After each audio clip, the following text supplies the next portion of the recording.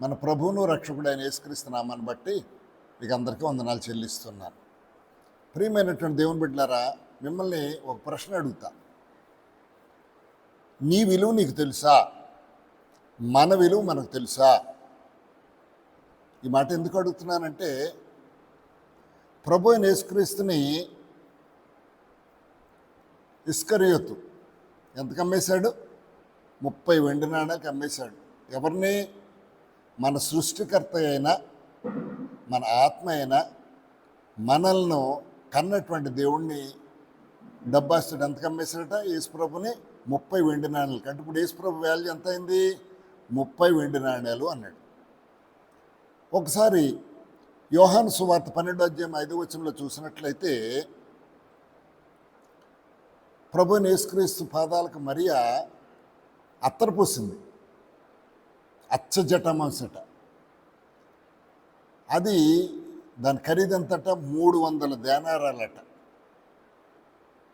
ఇస్రాయిల్లో ఉన్నటువంటి currency dirhams, దేనారమ్స్ అంటారు. వాటి విలువ చాలా ఎక్కువగా ఉంటుంది. అంటే 150 రూపాయలు అక్కడ బైబిల్లో రాసిందంటే 150 రూపాయలు, 15 మూళ్ళు 45.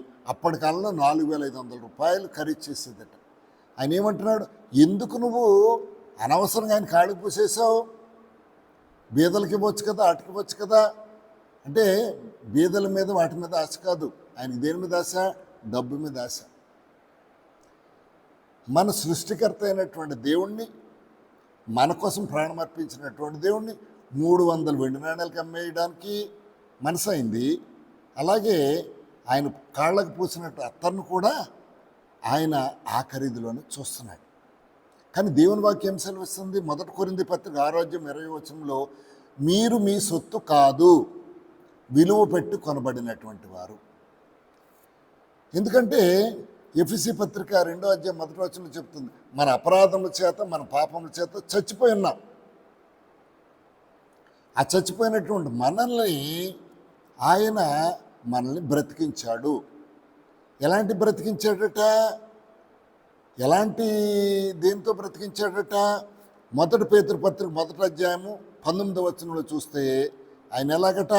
అమూల్యమైన రక్తము. ఎలాంటి రక్తముట? నిర్దోషము, నిష్కళంకము, గొర్రెపిల్ల వంటి రక్తము చేత మనము కొనబడ్డామని రాయబడింది. అమూల్యమైన రక్తము.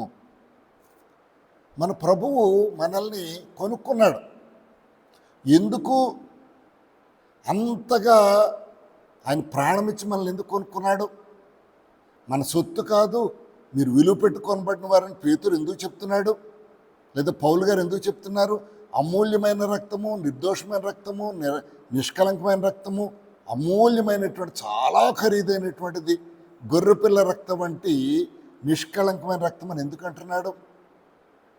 మన విలువేంటో మనం తెలుసుకోవడం కోసం మాటలు చెప్తున్నాడు. ఎందుకు ఆయన అంతగా మనల్ని రక్తం ఇచ్చి కొనుక్కున్నాడు? మన పాపం చచ్చిపోయినటువంటి వారిని మరలా ఎందుకు బ్రతికించుకున్నాడు? ఒకసారి ఆలోచన చేస్తే ఆదికాండంలో 2వ అధ్యాయంలో 7వ వచనంలో మనం చూసినట్లయితే, భూమిలో ఏమీ సృష్టింపబడలేదు, నేల మట్టితో ఆయన మనల్ని ఆయన రూపంలో, అపొస్తలుల 1వ అధ్యాయం 27వ వచనం కనుక చూసినట్లయితే, ఆయన తన స్వరూపమందు తన పోలిక చొప్పున నిర్మించబడినట్టు రాసి ఉన్నది. 2వ అధ్యాయం 7వ వచనంలో ఏమన్నది? నేల మంటితో ఆయన మనల్ని చేసి మన నాసికారంధ్రములో జీవాత్మను వద్దగా మనము జీవులమయ్యామని రాస్తుంది. ఆయన ఆత్మ జీవింపజేసే ఆత్మ మనల్ని ఏం చేసింది? జీవులుగా చేసింది. ఇంకా ఏమంటున్నాడు? కీర్తన 139వ కీర్తన 16వ వచనంలో చూస్తే, మనము పిండముగా రూపింపబడక మునుపే, తల్లి గర్భంలో పిండంగా రూపింపబడక మునుపే, మన దినముల్లో ఒక్కటి కూడా జరగక మునిపే ఆయన గ్రంథంలో మన పుట్టుకు మొదలుకొంచి మరణం వరకు రాసేసుకున్నాడు. అంతగా ప్రేమించినటువంటి దేవుణ్ణి, విలువైన రక్తాన్ని ఇచ్చి కనిపించినటువంటి దేవుణ్ణి మనము ఎలా చూస్తున్నాము? ఆయన వెంబడించినటువంటి ఇస్కరియోతు యూదా ఏం చేశాడు? 30 వెండి నాణ్యాలకి అమ్మేయాలని అనుకున్నాడు, అమ్మేశాడు కూడా. తర్వాత తన పాపం తెలుసుకుని, అమ్మో ఆ నీతిమంతుడి రక్తం కోసం నేను ఏం చేయలేను, 30 నాణ్యాలు మీకు ఇచ్చేస్తున్నాను అంటాడు. ఒప్పుకున్నారా? అప్పటికే అప్పగించడం జరిగిపోయింది. కాబట్టి పశ్చాత్తాపంతో సంబంధం లేదు. అంతకు మునిపే డబ్బు మీద ఆశపడినటువంటి ఆయన మరియా పాదాలకు అత్తరపోస్తుంటే, అయ్యో ఎందుకలా వేస్ట్ చేసేస్తున్నావు? ప్రియమైనటువంటి దేవుని బిడ్డలారా, వేస్ట్ కాదు.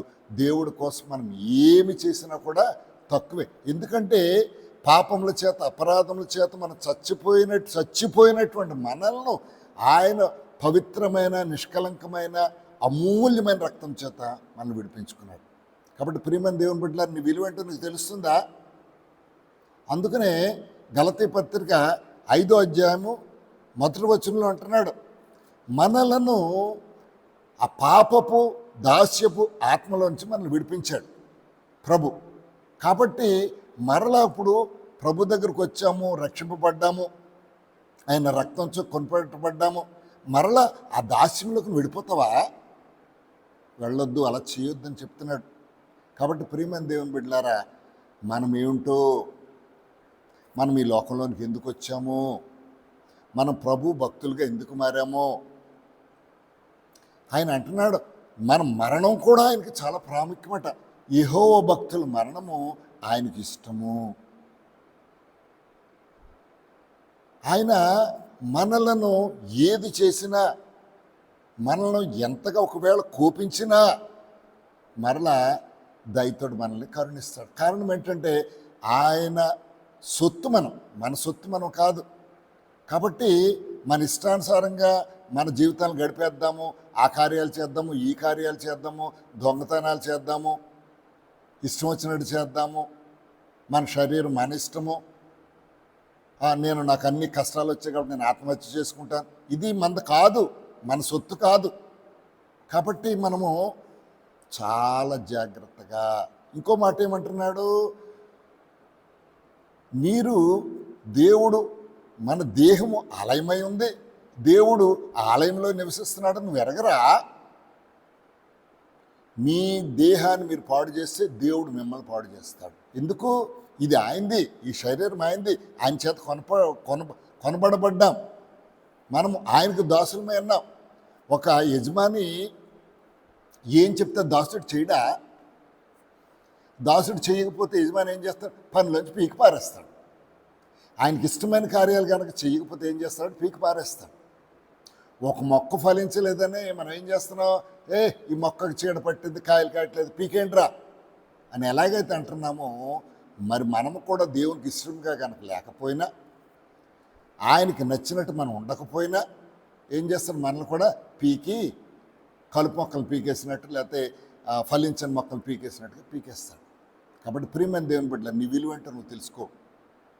ఆయన ప్రాణప్రదంగా నిన్ను తయారు చేసుకుని తన ప్రాణం పోసి తన చెప్పు చేతుల్లో నడిపించుకున్నటువంటి మనము డబ్బుకో లేకపోతే దేనికో ఆశపడిపోయి మనల్ని మనం అమ్మేసుకున్నటువంటి వారుగా మనం ఉండద్దు. ఏసావు ఏం చేశాడు? తిండి కోసం, ఒక్కపూట తిండి కోసమట తన జ్యేష్ఠత్వాన్ని అమ్మేసుకున్నాడు. దేవుడు జ్యేష్ఠత్వాన్ని ఇచ్చాడు, జ్యేష్ఠత్వాన్ని అమ్మేసుకున్నాడు. అందుకని అంటున్నాడు హెబ్రీ పత్రికలు, ఒక్క పూట కూటి కోసము తను అమ్మివేసుకున్నటువంటి ఏసావుని జ్ఞాపకం చేసుకోండి. ప్రియమైన దేవుని బిడ్డలారా, కాబట్టి మన విలువను తెలుసుకుందాం. ప్రభువుకి మనం ఎంతో, మనల్ని అంటున్నాడు, మనము ప్రత్యేకమైనటువంటి వారము, దేవుని పిల్లలము. ఆయన అంటున్నాడు, ఒక్కొక్కసారి ఎవరైతే ఆయన వెంబడిస్తారో అందరూ ఆయన పిల్లలే, ఎవరు అంగీకరిస్తారో ఆయన పిల్లలే. ఆయన అమూల్యమైన రక్తం చేత మనల్ని కడగబడ్డాము, అమూల్యమైన రక్తం చేత కొనబడ్డాం. కాబట్టి ఈ లోకంలో ఉన్న వేటికి కూడా నువ్వు లోబడిపోకు.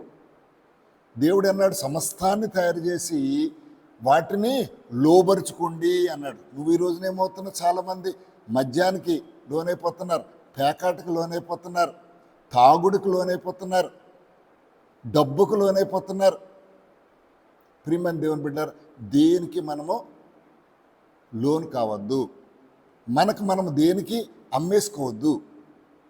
ఎందుకంటే ఇది మన శరీరం కాదు, దేవుడు మనల్ని విమోచించుకున్నటువంటి శరీరము. మనము అందుకంటున్నాడు పౌలు గారు కొరింథీ పత్రిక 1 కొరింథీ పత్రిక 6:20 మళ్ళీ చెప్తున్నారు, మీరు మీ సొత్తు కాదు, విలువ పెట్టి కొనబడినటువంటి వారు.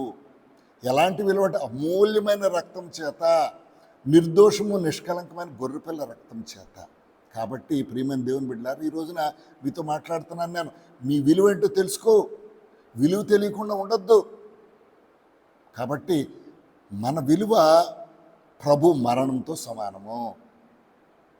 ఆ మన కోసం మరణించినటువంటి ఆయనను ఏం చేస్తున్నాం మనము? ఈ రోజున యేసుప్రభుని నమ్మేస్తావా నువ్వు? అంటే నిన్ను నువ్వు కనుక అమ్ముడు పోతే ప్రభువును మనం అమ్మేసినటువంటి వారు అవుతాం. పరిశుద్ధాత్మ ఏమవుతుంది? దుఃఖిస్తుంది. కాబట్టి అలా ఉండొద్దు. ఖచ్చితంగా మన విలువ ఏంటంటే యేసుప్రభు మరణంతో సమానము. ఆయన మరణించి మనల్ని కొనుక్కున్నాడు. ఇప్పుడు కనుక నువ్వు అమ్ముడుపోతే మనం ఎవరు నమ్మేసినటువంటి వాళ్ళు అవుతాము? యేసుప్రభు నమ్మేసిన విలువైనటువంటి అమూల్యమైనటువంటి రక్తాన్ని మనము ఎగతాళి చేసిన వారు అవుతాం. అది గుర్తుపెట్టుకుని మనము యేసుప్రభు పోలికగా ఉందాం. పౌలు గారు అన్నారు, నేను ప్రభు అయిన క్రీస్తుని పోలి ఉన్నాను, మీరు నన్ను పోలి నడుచుకోండి. మనం ఎవరి పోలి నడుచుకోవాలి? ప్రభు అయిన క్రీస్తుని పోలి నడుచుకో. అందుకే కదా ఆయన మన కోసం చనిపోయాడు. కాబట్టి ఈ మాటలు జ్ఞాపకం చేసుకోండి. నిశ్చయముగా మన విలువ ఏంటో మనం తెలుసుకుంటాం. ఈ మాటలను దేవుడు దీవించును గాక.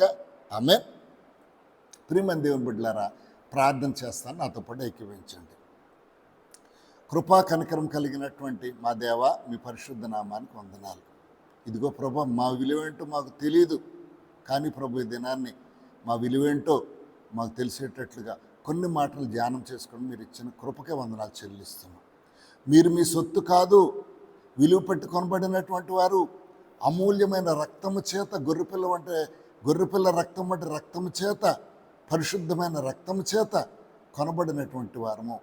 కాబట్టి మరలా దాస్యంలో చిక్కుకొనకుండా అని దేవుని వాక్యం సెలవిస్తుంది. ప్రభా, మమ్మల్ని మేము గుర్తెరిగి, మా విలువేంటెరిగి, ఇదిగో మమ్మల్ని రక్షించడానికి మీరు చనిపోయారు అంటే మా విలువ మీకంటే ఎక్కువగా మమ్మల్ని చూశారు. అందుచేతే మీరు చనిపోయి మమ్మల్ని బ్రతికించున్నారు. కాబట్టి ఆ విలువ నెరిగినటువంటి మేము ఎలా ఉండాలో ఈ లోకంలో మిమ్మల్ని చూపించే వారంగా ఉండడానికి నాయన నాకును ఈ మాటలు వింటున్నటువంటి వారికి దయచేయమని యేసుక్రీస్తు పరిశుద్ధ నామములో ప్రార్థిస్తున్నాను తండ్రి. ఆమేన్. ప్రియమైన దేవుని బిడ్డలారా, ఈ వీడియో మీకు నచ్చినట్లయితే లైక్ చేయండి, మీ స్నేహితులు పంపించడానికి షేర్ చేయండి, లేదా ప్రతిదినం ఈ వాక్యం కావాలనుకుంటే సబ్స్క్రైబ్ చేసుకోండి. ఈ మాటలు దేవుడు దీవించును గాక.